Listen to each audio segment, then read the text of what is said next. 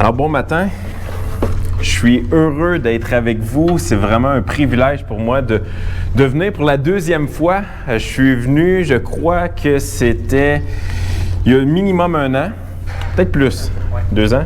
1 an, 2 ans. Puis c'est vraiment une joie.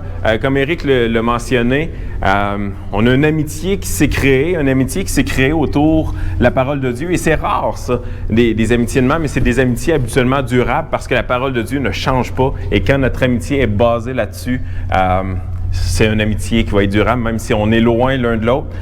Puis sincèrement, c'est une joie pour moi de venir dans une église qui aime la parole de Dieu et qui croit à l'efficacité de la parole de Dieu. Une église qui prêche par exposition, qui expose la parole de Dieu parce que l'église croit que c'est la parole de Dieu qui donne encore vie à ce qui est mort. Ça a toujours été le cas dans la parole, hein, de la Genèse jusqu'à l'Apocalypse. Ça a toujours été la parole de Dieu qui a donné vie à ce qui était mort. Et encore aujourd'hui, je crois et je suis certain que vous croyez que la parole de Dieu donne vie à ce qui est mort. Et donc, c'est un privilège pour moi d'être avec vous dans cette série de Marc. C'est toujours un peu plus stressant de rentrer dans une série déjà en cours parce que tu veux pas défaire la série, hein? Tu veux pas dire des choses contraires à ce qui a peut-être été dit. Maintenant, si on reste dans la parole, ça devrait être pas si pire. Et comme Éric l'a mentionné, il se dit mon ami, mais m'a donné un texte qui ne témoigne pas de notre amitié, ou du moins, il me faisait vraiment confiance, ou c'est une vengeance, encore une fois. Marc 3, qu'on va être ce matin, les versets 20 à 35, et on va parler de ce péché impardonnable, le péché, le blasphème contre l'Esprit. Mais le titre que j'ai donné au message de ce matin, c'est « Tes péchés te troublent, sois rassuré ». Tes péchés te troublent, sois rassuré. Et avant de débuter, allons encore une fois dans la prière. Père du ciel, encore une fois, on est reconnaissant ce matin de pouvoir être rassemblés en ton nom, de pouvoir ouvrir ta parole, de pouvoir l'entendre et de se laisser transformer par elle. On te prie, Seigneur, que nos cœurs ce matin soient ouverts à ce travail que l'Esprit veut faire en chacun d'entre nous. Peut-être qu'il veut nous faire grandir dans ce chemin de la sanctification. Peut-être que ce matin, il y a des gens qui ne te connaissent pas et tu veux faire ce miracle dans leur cœur, te révéler à eux et les emmener à la repentance et la foi. Seigneur, on te prie ce matin que, alors qu'on va ouvrir ta parole, que tu puisses être à l'œuvre dans chacun de nos cœurs. Dans le nom de ton Fils Jésus qu'on te prie. Amen. Alors, Marc, chapitre 3, les versets 20 à 35, avant qu'on en fasse la lecture, l'évangile de Marc, comme ça a peut-être déjà été dit dans les autres prédications d'avant, ça a été écrit environ 25 à 40 ans après Jésus-Christ, après sa mort en fait. C'est peu clair la date, mais au moins 25-40 ans après. Et pourquoi attendre aussi longtemps avant d'écrire cet évangile-là, qui est potentiellement le premier évangile qui a été écrit? Premièrement, l'Église primitive, l'Église du premier siècle, croyait que Jésus allait revenir bientôt, donc ils ne voyaient pas la pertinence de le mettre par écrit. Mais sinon, par la suite, se sont rendus compte que Jésus n'allait pas revenir là de leur vivant. Les témoins, qui étaient nombreux, commençaient à mourir de plus en plus. Ils se sont dit, il faut que tout ce que Christ a fait soit répertorié dans un livre. Et donc, ils ont écrit, en fait, Marc a dicté l'Évangile. Et on a aujourd'hui l'Évangile de Marc qui transforme encore nos cœurs et qu'on peut encore prêcher, qu'on peut encore étudier et voir les merveilles de Christ au travers de ça. Donc, amen pour ça. On voit souvent 3 sections dans l'Évangile de Marc. On est dans cette première section où on voit l'identité cachée de Christ. On voit ça environ dans les 8 premiers chapitres, l'identité de Christ qui est cachée pour des bonnes raisons. Et par la suite, tranquillement, il révèle de plus en plus qui il est réellement. Et donc, ce matin, on est dans cette première section-là et on voit Jésus qui agit d'une manière qui est complètement blasphématoire. Blasphématoire pour ceux qui l'entourent parce qu'ils ne veulent pas voir qui il est réellement, malgré toutes les évidences qui sont devant eux. Jésus s'identifie, on le voit dans les premiers chapitres, que Jésus s'identifie comme étant un fils de l'homme, mais un fils de l'homme pas comme les autres. Hein? Un fils de l'homme, souvent voulait dire un simple homme, un homme, un humain, mais ici, il s'identifie comme étant un fils de l'homme, mais un fils de l'homme différent des êtres humains. Mais encore là, c'est voilé. Et avant qu'on fasse la lecture, une question pour vous, pour débuter. Vous est-il déjà arrivé d'être troublé par vos péchés? Est-ce qu'il vous est déjà arrivé? Ou peut-être ce matin même, vous êtes troublé par vos péchés. Les péchés que vous avez commis peut-être aujourd'hui, il y a peut-être un an, il y a peut-être un mois, une semaine. Vous savez, je me rappellerai toujours quand j'étais enfant, je vivais dans cette crainte avant de m'endormir, cette crainte de mourir dans mon sommeil sans avoir demandé pardon pour un péché quelconque, peut-être même un péché que j'avais oublié. Et j'avais toujours cette crainte-là durant toute mon enfance. Et peut-être certains d'entre vous ce matin, vous êtes troublés par vos péchés. Peut-être que ça vous rend anxieux. Peut-être que ça vous rend triste. Peut-être que même vous êtes en colère après vous-même. Et puis, vous savez, on vit présentement dans un monde d'incertitude. Je suis certain que vous allez être d'accord avec moi qu'on a passé au travers de 2 ans de pandémie et on est incertain. Est-ce que c'est réellement fini? On l'espère. La guerre qui éclate en Russie, entre la Russie et l'Ukraine, le prix de l'essence qui augmente, surtout à Montréal. Outre toutes ces incertitudes-là qui nous entourent, il y a une seule certitude qui demeure. Et c'est ce qu'on va voir ce matin, c'est celle de Jésus-Christ ressuscité. Et donc, ce matin, si tes péchés te troublent, t'attristent, sois rassuré. Faisons la lecture des versets 20 à 27 du chapitre 3. Marc 3, versets 20 à 27, je vais lire dans la version Louis II, 1910. Ils se rendirent à la maison, et la foule s'assembla de nouveau, en sorte qu'ils ne pouvaient pas même prendre leur repas. Les parents de Jésus, ayant appris ce qui se passait, vinrent pour se saisir de lui, car ils disaient « Il est hors de sens ». Et les scribes qui étaient descendus de Jérusalem dirent « Il est possédé de Belzébul, c'est par le prince des démons qu'il chasse des démons. » Jésus les appela et leur dit sous forme de parabole « Comment Satan peut-il chasser Satan ?» Verset 24. « Si un royaume est divisé contre lui-même, ce royaume ne peut subsister. Et si une maison est divisée contre elle-même, cette maison ne peut subsister. Si donc Satan se révolte contre lui-même, il est divisé, et il ne peut subsister, mais c'en est fait de lui. Personne ne peut entrer dans la maison d'un homme fort et piler ses biens sans avoir auparavant lié cet homme fort, et alors il pilera sa maison. » Donc regardons à ces 7 premiers versets que j'ai intitulé cette section « Car il n'est pas hors de sens ». Donc, si vous reprenez le titre, tes péchés te troublent, sois rassuré, car il n'est pas hors de sens, comme plusieurs le pensent. Et donc, Jésus est à Capernaum, probablement dans la maison de Pierre et d'André, après avoir visité plusieurs lieux. Il guérissait des malades, il a chassé des esprits impurs, il a pardonné des péchés.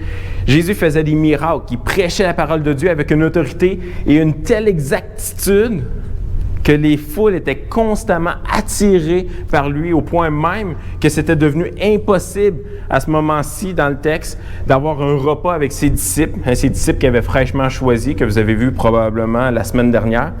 Et donc, il y avait, selon le texte, 4 groupes différents qui étaient présents auprès de Jésus, qui étaient attirés autour de lui. Il y avait Jésus, ses disciples, ses 12 disciples. Il y avait la foule. Il y avait les parents de Jésus, sa famille, qu'on pourrait dire. Et puis, il y avait les scribes. Et puis, dans le texte, il y a 2 groupes qui attirent notre attention davantage, et c'est la famille de Jésus ainsi que les scribes. Donc, le verset 2 nous dit que la famille de Jésus était présente, probablement après avoir fait environ 50 km de marche à partir de Nazareth pour venir se saisir de lui. Donc, la famille de Jésus est partie, se rend à cette maison-là où Jésus est avec ses disciples. Ils viennent pour se saisir de lui. Probablement que la famille, probablement sa mère et ses demi-frères étaient capables de sentir ce potentiel de danger, ce qui pouvait arriver à Jésus s'il continuait dans cette voie d'enseigner, de faire des prodiges parmi le peuple. Ils sentaient qu'il y avait un potentiel de danger pour Jésus qui était là. Et en fait, la famille de Jésus croyait qu'il était hors de sens. C'est ce que le texte nous dit. Qu'il était là parce qu'il croyait que Jésus était hors de sens, c'est-à-dire qu'il avait perdu la raison. Ça veut dire qu'il n'y avait plus possession de sa raison. Il n'était plus là. La famille voulait donc le retirer avant que tout ce mal-là lui arrive. Et puis de l'autre côté, il y avait les scribes. Il y avait les scribes, ça faisait peut-être environ 3 jours de marche pour eux. Donc ils partaient de Jérusalem et ils s'en venaient écouter. Ils s'en venaient écouter la menace qui était Jésus et son enseignement. Les scribes étaient des Juifs, des protecteurs de la loi. Leur rôle aux scribes, c'était de placer des barrières tout autour de la loi afin de la garder intacte. Donc, ils devaient protéger la loi. Et donc, ce qu'ils ont fait, c'est ils ont placé toutes sortes de barrières. Ils ont placé des lois pour protéger des lois. Et donc, c'est comme ça que, facilement, ils ont glissé à devenir légalistes, à vouloir faire des actions qui étaient en apparence, qui étaient tout ça pour protéger la loi. Du moins, c'est ce qui se disait. Et c'était devenu plus important. Ces clôtures-là, ces barrières qu'ils avaient instaurées étaient rendues plus importantes que la loi même. Et donc ça, c'était les scribes. Et donc, devant les paroles de Jésus, alors qu'il était avec ses disciples, les scribes incrédules vont se mettre à crier. Ils vont se mettre à crier au blasphème. Ils vont dire, il est possédé de Belzébul. C'est par le prince des démons qu'il chasse les démons. Et ces scribes-là étaient là. Pourquoi? Ils étaient là pour enquêter sur Jésus. Cet homme attirait beaucoup trop la foule par tous ses miracles, par tous ses enseignements. Les scribes étaient au courant des blasphèmes de Jésus. Vous avez vu probablement au chapitre 2, cet homme qui était paralytique, il était paralysé, et puis que Jésus va à lui, puis il dit « Mon enfant, tes péchés sont pardonnés. » Et c'est un blasphème pour les scribes. Parce qu'effectivement, qui d'autre que Dieu peut dire « Mon enfant, tous tes péchés sont pardonnés. » Il est en train de dire, Jésus, quand il fait ça, il est en train de dire que tous tes péchés, les péchés que tu as commis dans ta vie sont complètement pardonnés. Il n'y aura plus aucune condamnation pour toi. Qui d'autre que Dieu peut chasser les esprits impurs? Est-ce qu'un homme possédé d'un prince des démons peut faire cela? C'est ce que les scribes semblent accuser Jésus. Et leur désir aux scribes, c'est de piéger, c'est de discréditer l'enseignement de Jésus. Ils veulent le faire taire. Ils veulent l'arrêter. Et donc, on en arrive à cette question, soit Jésus est un imposteur, soit il est possédé d'un démon, ou soit il est Dieu. C'est lequel? C'est un ou c'est l'autre? Vous savez, les scribes lancent les accusations contre Jésus en disant « C'est le prince des démons. C'est par le prince des démons qu'il chasse les démons. » Et puis Jésus va leur répondre. Il va répondre à leur absurdité, à leurs accusations. Il va dire « Comment Satan peut-il chasser Satan? Comment Satan va aller chasser Satan? » C'est en effet un non-sens et Jésus leur démontre par quelques exemples. Puis il cite quelques exemples. Il dit, si un royaume est divisé contre lui-même, ce royaume ne peut subsister. Si un royaume décide de se combattre l'un l'autre, ensemble. Si donc Satan se révolte contre lui-même, il est divisé, il ne peut subsister. Mais c'est en effet de lui. C'est un peu comme si je vous disais que le Canadien de Montréal va aller se battre en finale de la Coupe Stanley contre le Canadien de Montréal. Il y a deux absurdités. Probablement que le Canadien ne se rendra pas en finale de la Coupe. Non, c'est pas vrai, c'est une joke. Mais imaginez le Canadien qui se bat contre le Canadien, c'est une absurdité, ça fonctionne pas. Le Canadien va certainement perdre. Il se bat contre lui-même. Et donc, Jésus pointe vers le fait que ce qu'ils accusent est tout simplement pas à leur avantage. C'est un non-sens. C'est comme dire que Satan était pratiquement en train de s'attaquer lui-même, vouloir sa propre perte, vouloir sa propre mort. Les scribes savaient donc qu'il ne pouvait pas accuser Jésus de folie. Il savait qu'il ne pouvait pas l'accuser de la folie. Il était placé devant tellement de miracles. Aucun homme hors de sens, aucun homme fou pouvait faire tout cela. C'était impossible. Ils l'ont vu guérir des malades. Ils l'ont vu chasser des démons. Il n'y a aucun homme hors de lui-même, hors de sens, qui n'a pas la raison, qui peut faire ces prodiges-là. Ils avaient donc deux choix. Soit il est un démon, ou soit il est réellement Christ, soit qu'il est réellement le Messie attendu. Mais si c'était le cas, si c'était réellement Christ, qu'est-ce que ça veut dire? Ça veut dire que les scribes vont devoir se repentir. Ils n'étaient pas prêts à cela. Ils sont donc placés face à l'inévitable que Jésus est réellement le Messie. Qu'il est en fait Dieu, car seul Dieu peut pardonner les péchés comme il l'a déjà fait. Mais les scribes, malgré les évidences qui sont devant eux, ils refusent de se repentir et pire que cela, ils attribuent l'œuvre évidente de l'Esprit Saint à l'ennemi de Dieu, c'est-à-dire Satan. Ils attribuent l'œuvre évidente de l'Esprit Saint à l'ennemi de Dieu, Satan. Vous savez, je me rappellerai toujours, lorsque je travaillais comme infirmier dans mon ancienne vie, il y avait cette patiente qui avait un cancer du sein. Et puis, c'était un cancer qui avait été pris à temps. Puis, il existait un traitement qui était potentiellement efficace pour elle à ce moment-là. Et malgré les insistances, malgré les nombreux spécialistes qui sont venus à son chevet pour essayer de la convaincre de prendre le traitement pour vivre, malgré toutes les évidences de l'efficacité du traitement, elle avait refusé. Et puis finalement, elle est décédée quelques mois plus tard. Et puis cette dame avait résolu dans son cœur que malgré qu'elle voyait l'effet du cancer sur elle, malgré le traitement qui existe, qui est là, qui est disponible, elle avait dit « Je refuse de le prendre. Je refuse de le prendre. » Et vous savez, pour les scribes ici, c'est encore pire que cela. C'est encore pire que simplement un refus d'accepter qui Jésus est. Non, parce que c'était pas un simple refus comme tant de non-croyants peuvent refuser pendant un certain temps. Non, c'était un refus et une attribution de l'œuvre de l'Esprit Saint à Satan. Et ça, c'était grave. Ça, c'est ce qui est grave dans le texte. Au chapitre 1 de Marc, Jésus prêchait l'Évangile. Il appelait les gens à se repentir, à croire. C'est ce qu'il a fait avec l'homme qui était paralysé au chapitre 2, en le pardonnant, en disant « Mon enfant, tes péchés sont pardonnés ». Il poursuit la guérison, chasse les esprits mauvais, parce qu'il montre graduellement qui il est réellement, c'est-à-dire Dieu incarné. Les évidences étaient là. Les scribes voyaient les évidences, la foule voyait les évidences, la famille de Jésus pouvait voir les évidences. Et vous savez, le texte d'aujourd'hui nous rassure sur l'identité de Jésus. Malgré les différentes accusations, t'es hors de sens, possédé par le prince des démons.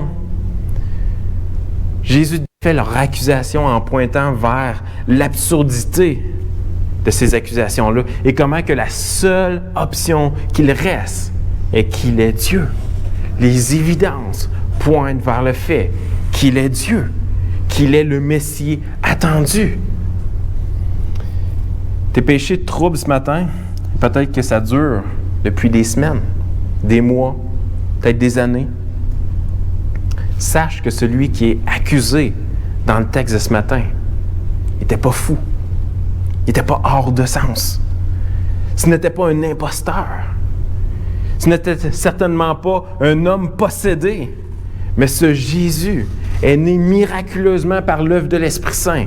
Il prêchait le message de repentance par le pouvoir de l'Esprit Saint. Il pratiquait des miracles afin de montrer à tous la grandeur de Dieu. Il pardonnait les péchés, ce que nul homme ne pouvait faire. Jésus était réellement Dieu. Hébreux 7, verset 24, vous n'avez pas besoin de tourner, vous pouvez tourner si vous voulez. Hébreux 7, 24 dit « Mais lui, parce qu'il demeure éternellement, on parle de Jésus ici, possède un sacerdoce qui n'est pas transmissible. C'est aussi pour cela qu'il peut sauver parfaitement ceux qui s'approchent de Dieu par lui, étant toujours vivant pour intercéder en leur faveur.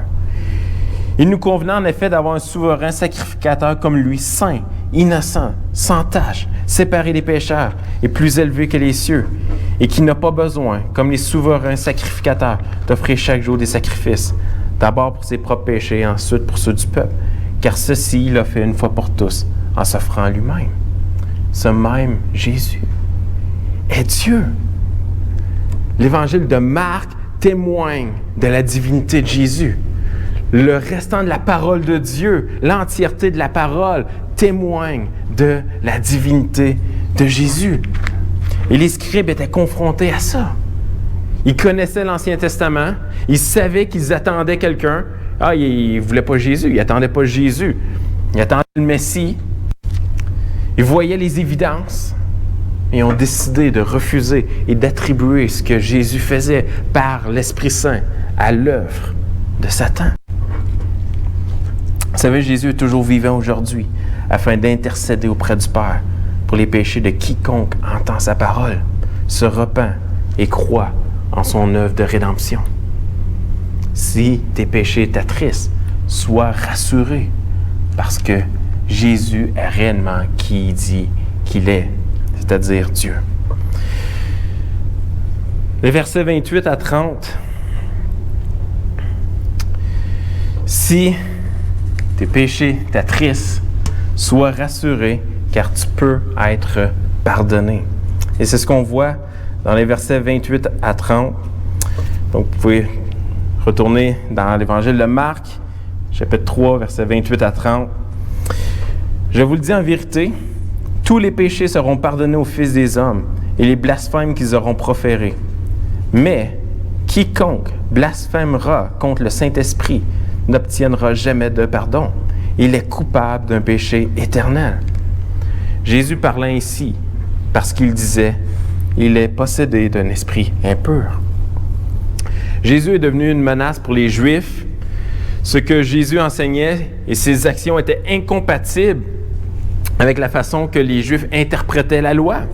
Et les pharisiens enseignaient que tu dois travailler à ton apparence pour gagner ton chemin vers Dieu, alors que Jésus, lui, est à table, dans la maison, publiquement. Il y a la foule qui est là, avec ceux qui étaient considérés être les pires de la société. Les collecteurs d'impôts et tout ça. Jésus est assis, il partage pas un repas cette fois-ci, mais il est assis avec eux, avec des gens qui ne respectent pas les lois juives. On l'a vu dans les chapitres 2 et chapitre 1 peut-être, et qui sont perçus par la société comme des gens immoraux, des gens de mauvaise vie. C'est donc pas long avant que les scribes et les pharisiens vont crier au blasphème et veulent le faire taire. Et Jésus réplique aux accusations en disant « Je vous le dis en vérité ». Il commence comme ça, en disant « Je vous le dis en vérité ». Verset 28. Et littéralement, ce que ça voulait dire, c'est « Ce que je m'apprête à vous dire, c'est un principe absolu. Ce que je m'apprête à vous dire, ce sont des paroles dignes de confiance. » Et puis ce qu'il dit, c'est « Tous les péchés seront pardonnés aux fils des hommes. Tous les péchés seront pardonnés aux êtres humains et les blasphèmes qu'ils auront proférés. » Quelle promesse! Une vérité incroyable. Tous les péchés seront pardonnés aux fils de l'homme. Et Jésus parle à la foule, il parle aux scribes présents en leur disant que peu importe ce qu'ils peuvent avoir commis comme péché, le pardon peut leur être accordé.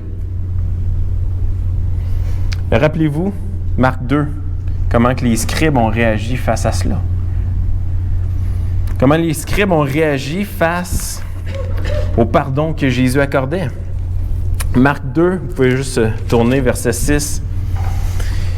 Il y avait là quelques scribes qui étaient assis et qui se disaient au-dedans d'eux, « Comment cet homme parle-t-il ainsi? Il blasphème.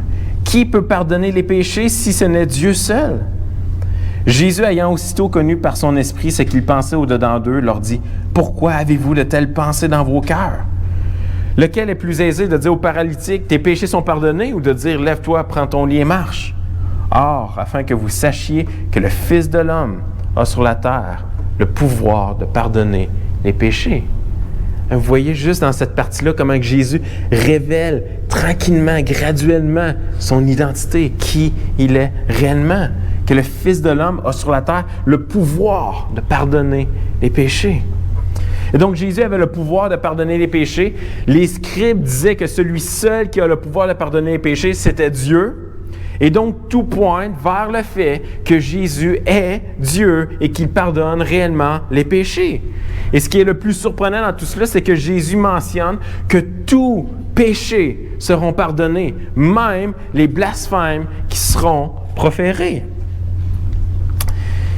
Donc, j'en reviens avec cette question qui va nous suivre jusqu'à la fin. Tes péchés te troublent ce matin. Et vous savez, j'ai rencontré dans les dernières années plusieurs personnes qui étaient hantées par leurs péchés. Des gens qui avaient commis l'adultère, des vols, des mensonges, des actes sexuels divers, etc. Et on dirait que parfois on vient qu'à croire que ce pardon de Christ est devenu conditionnel. Et plus on avance et plus ce pardon devient conditionnel. Inconditionnellement à ce que je ne rechute plus, conditionnellement au degré de punition que je me suis infligé moi-même, conditionnellement à avoir suffisamment servi l'Église pour effacer ma dette. Jésus dit, verset 28, « Je vous le dis en vérité. Ce que je dis là est vrai. Tous les péchés seront pardonnés au Fils des hommes. Tous les péchés. » Le roi David a commis l'adultère, commis un meurtre, a été pardonné. Le fils prodigue avait tout laissé derrière lui, dépensé son héritage dans les plaisirs de la vie, il est revenu, a été pardonné. Saul de Tarse, communément appelé Paul, a persécuté les croyants, persécuté l'Église, a même donné son approbation pour le martyre d'Étienne. Et il est devenu quoi? Le plus grand missionnaire qu'on ait connu parce qu'il a été pardonné. Et vous savez, ces trois exemples ont quelque chose d'autre en commun que le pardon, c'est-à-dire la repentance. La repentance. Les trois se sont détournés de leurs péchés, se sont tournés vers Dieu. Mais juste avant cela, il y a eu l'œuvre de l'Esprit Saint qui les a amenés à une tristesse qui les mène à la repentance, tel que Paul dit dans Corinthiens. Une tristesse qui mène à la repentance.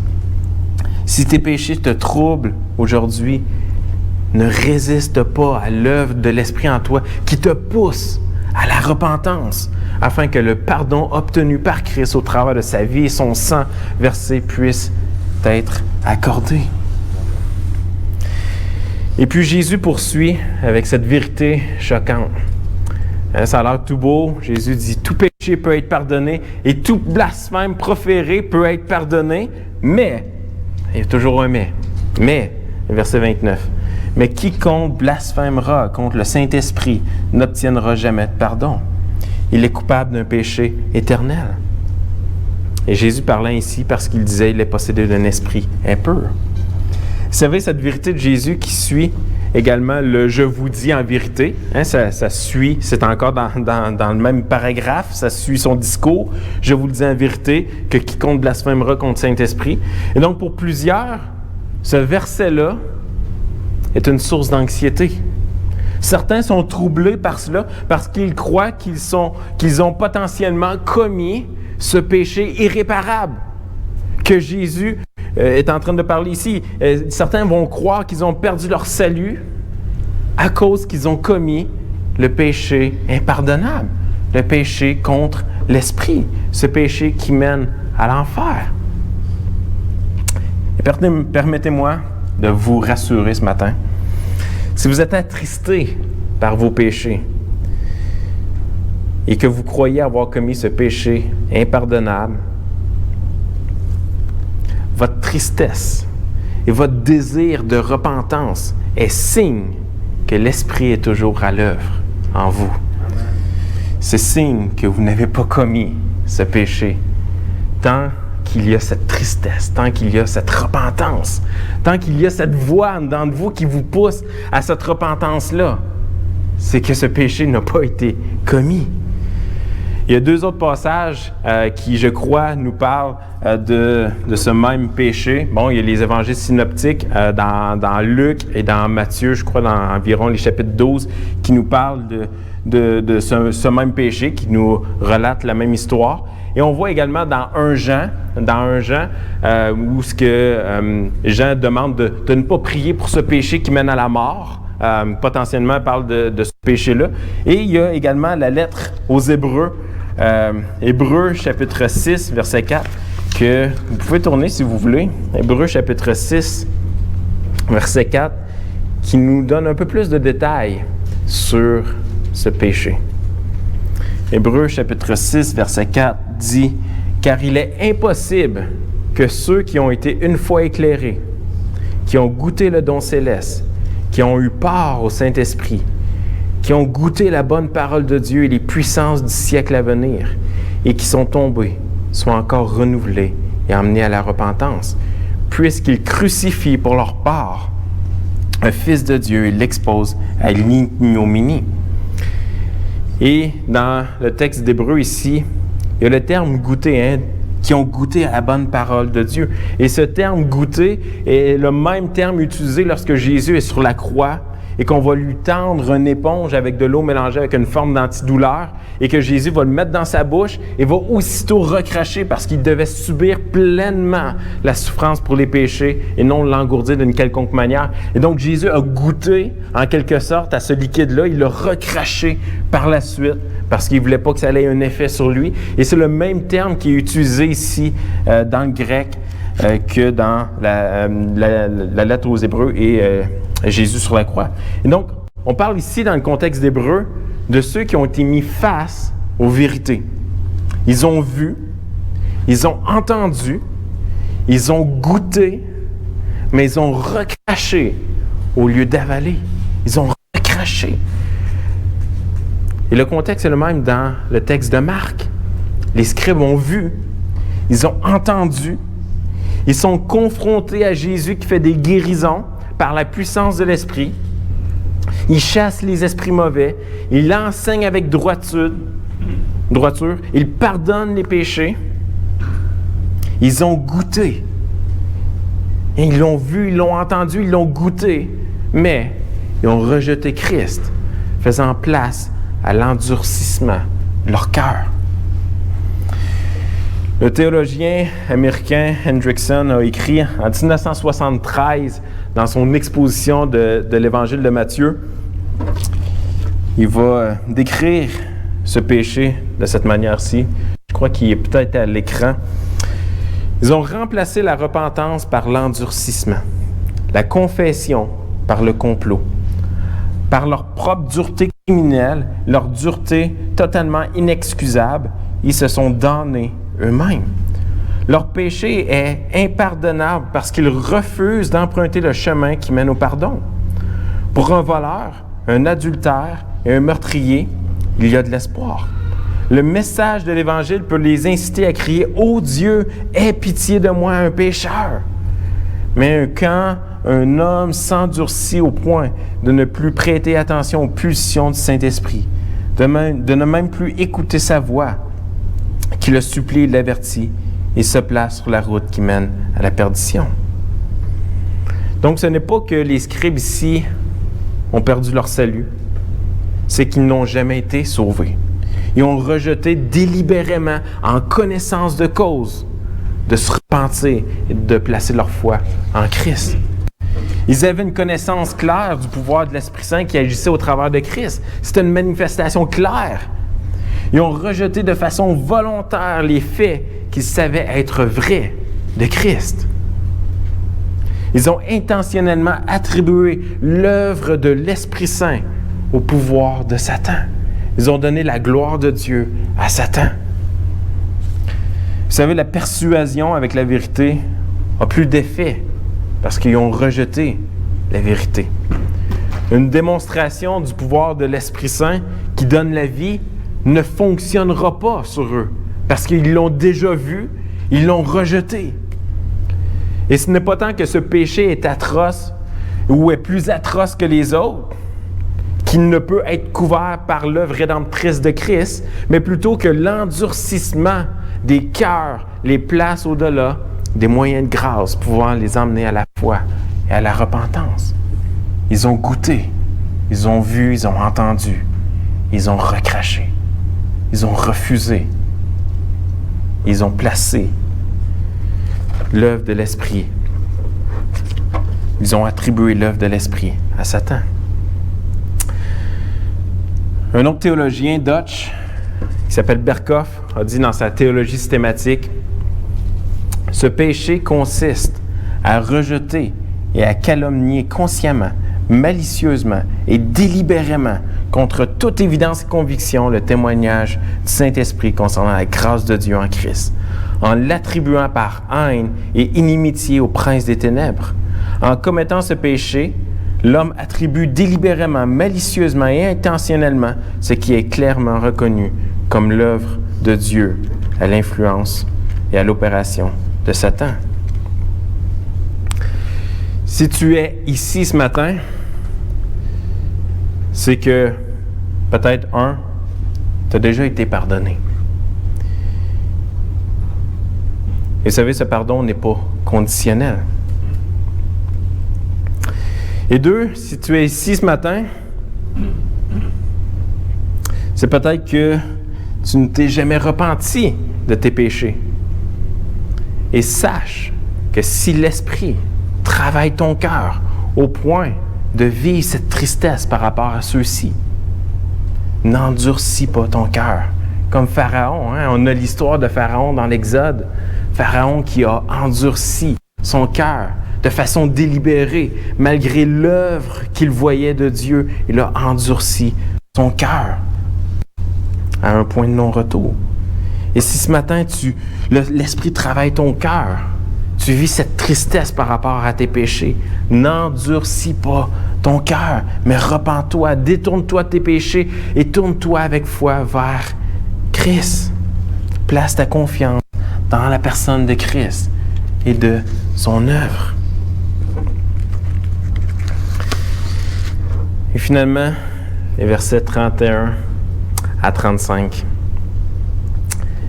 Si tes péchés t'attristent, sois rassuré, car tu as une famille spirituelle. Versets 31 à 35. Survinrent sa mère et ses frères, mère et frère de Jésus, qui se tenant dehors, l'envoyèrent appeler. La foule était assise autour de lui, et on lui dit, « Voici ta mère et tes frères sont dehors et te demandent. » Et il répondit, « Qui est ma mère et qui sont mes frères? » Puis, jetant les regards sur ceux qui étaient assis tout autour de lui, « Voici, dit-il, ma mère et mes frères, car quiconque fait la volonté de Dieu, celui-là est mon frère, ma sœur et ma mère. » Le texte refait une emphase ici, maintenant, sur la famille de Jésus. Sa mère, ses demi-frères qui semblaient être incapables d'entrer dans la maison, d'aller auprès de Jésus, probablement à cause de la foule qui était nombreuse, qui était présente. Et c'est donc la foule qui va dire à Jésus, « Voici ta mère et tes frères sont dehors et te demandent. » Et Jésus va répondre d'une manière qui nous semble aujourd'hui sec, sans égard pour sa famille. Et vous savez, au premier siècle, la famille, c'était important. Tu devais respecter tes parents, tu devais les honorer et même pourvoir pour eux en âge avancé. Et ici, il faut comprendre que Jésus est en train d'enseigner quelque chose. Il est en train d'enseigner sur le fait que sa véritable famille est celle qui est éternelle, celle qui est spirituelle, ceux qui font la volonté de Dieu. Jésus n'est pas en train d'enseigner ici que l'on ne devrait pas considérer notre famille de sang. Non, lui-même a pris soin de sa famille, a pris soin de sa mère, alors qu'il est sur la croix, il demande à son disciple de prendre soin de sa mère. Ce qu'il faut comprendre, c'est que Jésus venait établir son royaume. Ce que Jésus est en train de faire, et ce qu'on va voir au travers de l'évangile de Marc, Jésus est en train de venir établir son royaume. Et sa famille est celle qui répond favorablement à la volonté du Père, à la volonté de Dieu. Et vous savez, notre famille de sang n'a pas de poids pour l'éternité. La famille au ciel ne sera pas comme ici. notre famille va être spirituelle. Et je crois que l'enseignement que Jésus est en train de faire ici, c'est que bien qu'on aime notre famille ici sur terre, on les chérit, on prend soin d'eux, on doit également considérer l'autre réalité, que déjà, on est sur une trajectoire vers le ciel. Et qu'on a, ici sur terre, à cause de l'Évangile, des liens spéciaux qui nous unissent à notre famille spirituelle, c'est-à-dire l'Église, ceux qu'on appelle nos frères, nos sœurs. Et quel est le lien entre la famille et le contexte de ce passage qui semble être sur le pardon, ce péché impardonnable? C'est quoi le lien avec la famille? Pourquoi Jésus termine, ou Marc termine avec cette section-là sur la famille? Vous savez, Marc a débuté son récit en nous parlant de la famille de Jésus qui ne comprenait pas ce qu'il faisait. Il ne comprenait pas que Jésus était en train d'accomplir la volonté de Dieu le Père. Il croyait hors de sens, il croyait qu'il était fou. Et donc ça, c'est au début du récit. Et on a la fin du récit. Marc termine son récit en nous pointant encore vers le fait que de nouveau, la famille veut se saisir de Jésus, veulent le saisir, le sortir de là. Et Jésus ici semble faire, dans ces versets, une redéfinition de ce que la famille est d'un point de vue spirituel. Ta famille est importante, mais celle avec laquelle tu partages le lien de l'esprit a une portée qui est éternelle. Elle pointe vers ce jour où toute langue, toute nation qui ont été sauvées par le sang de l'agneau seront assemblées ensemble au pied du trône du roi des rois. La famille de Jésus ne comprenait pas ce que Jésus faisait, mais ses disciples comprenaient parce qu'ils partageaient le même esprit, ou du moins ils allaient partager le même esprit. Et déjà ici, on a un avant-goût de l'éternité. Tes péchés te troublent. C'est quoi le lien avec la famille spirituelle? Tes péchés te troublent. Sois rassuré, car tu as une famille spirituelle qui te comprend. Tu as des frères et sœurs qui comprennent ce que tu vis. Ils comprennent le péché dans lequel tu es tombé hier. Ils comprennent le péché que tu as commis il y a 1 an. Tes péchés te troublent, sois rassuré. Tu as une famille spirituelle qui porte le fardeau avec toi. Tes péchés te troublent, sois rassuré. Tu as une famille spirituelle qui prie pour toi, qui prie pour ta persévérance jusqu'à la fin. Tes péchés te troublent, sois rassuré. Tu as une famille spirituelle qui t'accompagne dans ton pèlerinage. Tes péchés te troublent, sois rassuré. Tu as une famille spirituelle qui te rappelle les promesses de la parole lorsque tes péchés te troublent. Ce que Jésus enseignait, c'est un concept nouveau pour tous. Tu es en train d'enseigner une redéfinition de la famille spirituelle. Tu es en train de parler d'une autre dimension, d'une autre réalité. Sans dire que la réalité qu'ils ont devant eux, les membres physiques de leur famille, de sang, que c'est pas bon. Non, il est en train de tout simplement pointer vers cette réalité qui est durable, cette réalité qui a déjà commencé à prendre naissance parce qu'il est en train d'établir son royaume. Il est déjà en train de prendre naissance, cette famille-là, parce que cette famille-là, ce sont ceux qui font la volonté du Père. Et c'est un concept nouveau pour tous. Et qui était Jésus pour se tenir avec des gens de mauvaise vie, des collecteurs d'impôts et autres? Qui était Jésus pour cela? C'est la puissance de l'Esprit Saint qui a enlevé ce mur de l'inimitié. C'est la puissance de l'Esprit Saint qui a changé les cœurs et qui a uni ces gens-là ensemble. Rappelez-vous, au 1er siècle, c'était un concept complètement nouveau. On voit juste dans la lettre aux Éphésiens, les chapitres 1 et 2, comment on était mort au péché. On ne voulait rien savoir de Christ. On ne voulait rien savoir du pardon de nos péchés. On était ennemis. Et dans le contexte du 1er siècle, il y avait les Grecs, il y avait les Juifs, il n'y avait rien en commun. Il n'y avait aucun arrière-plan commun. Il y avait une langue différente. Ils étaient ennemis. Ils ne se tenaient pas ensemble. Ce n'étaient pas des amis. Mais la puissance de l'Évangile a transformé les cœurs des Grecs, des Juifs, et les a unis ensemble pour faire cette famille spirituelle-là qui reflétait la gloire de Dieu à tous ceux qui regardaient, qui voyaient cette famille-là. Ils disaient, il y a quelque chose de spécial qui se passe là. Il y a l'Évangile qui est en train de se vivre parce que ces gens qui saillissaient sont maintenant ensemble et vivent une vie commune. Ils partagent les mêmes luttes, ils sont capables de porter les fardeaux, ils prient les uns pour les autres, ils chantent des louanges à un Dieu, le même Dieu. C'était incompatible avec leur cerveau. Ça ne fonctionnait pas. Et c'est la puissance de l'Esprit Saint qui a fait ces liens entre les croyants.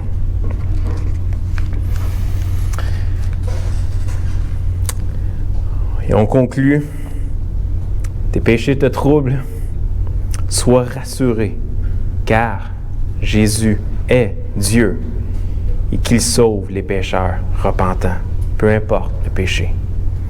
Et si tu es un enfant de Dieu, ce matin, sois rassuré, car malgré toutes les incertitudes qu'on peut vivre autour de nous, malgré toutes les fois qu'on peut faiblir dans notre foi, il y a cette certitude que Jésus-Christ est vivant et qu'il pardonne encore aujourd'hui. Je termine avec ce passage, Jean 10, versets 27 à 29, je vous lis. « Mes brebis entendent ma voix, je les connais et elles me suivent. Je leur donne la vie éternelle et elles ne périront jamais. Et personne, marquez personne, ne les ravira de ma main. Mon Père qui me les a donnés est plus grand que tous, et personne ne peut les ravir de la main de mon Père. » Personne ne peut perdre son salut. Personne ne devrait avoir cette lutte interne avec des péchés que j'ai commis autrefois. Non! Sois triste, une tristesse qui te mène à la repentance, comme Paul l'a enseigné. Et cette repentance, c'est de se tourner vers Dieu, de se retourner vers Christ et de savoir qu'il a déjà tout pardonné. Amen. Ça fait un plaisir d'être avec vous ce matin et que Dieu puisse vous bénir et que Dieu vous donne la persévérance dans la foi jusqu'à la fin.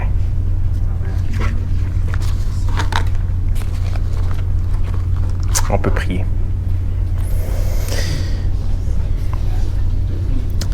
Père du ciel, que c'est rassurant.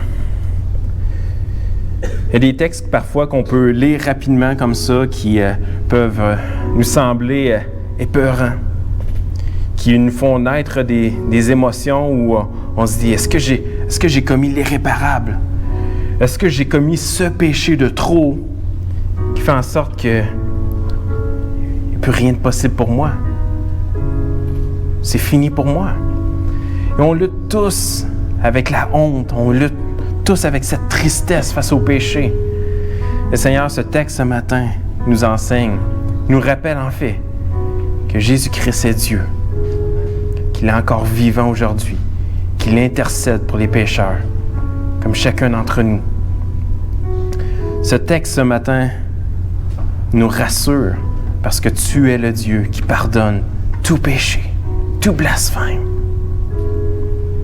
Et ce texte nous rappelle ce matin encore une fois que l'on a une famille spirituelle, que l'on n'est pas seul dans cette vie d'incertitude.